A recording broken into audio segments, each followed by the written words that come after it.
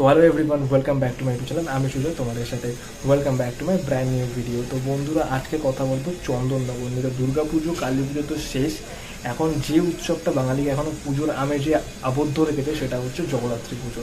আর জগদ্ধাত্রী পুজো কোথাকার বিখ্যাত সেটা তো তোমরা আমি সবাই জানি। তো আমি গেছিলাম এবছর চন্দননগর জগদ্ধাত্রী পুজো কভার করতে। তো সেটা আমিও দেখেছি, আর আমি আমার লেন্সের মাধ্যমে সমস্ত কিছু ক্যাপচার করেছি তোমাদের জন্য। তো তোমাদের সাথে ওটা শেয়ার করব, তো দেখতে থাকো। তো আমি চলে এলাম এখন আরিয়াদহ ফেরিঘাটে, আর এখানে লঞ্চ আসতে লঞ্চে উঠে পড়লাম এবং লঞ্চে ওঠার পর নেমে গেলাম উত্তরপাড়া ফেরিঘাটে। সেখান থেকে পৌঁছে গেলাম উত্তরপাড়া স্টেশন, আর যেতে যেতে পেয়ে গেলাম মেমারি লোকাল।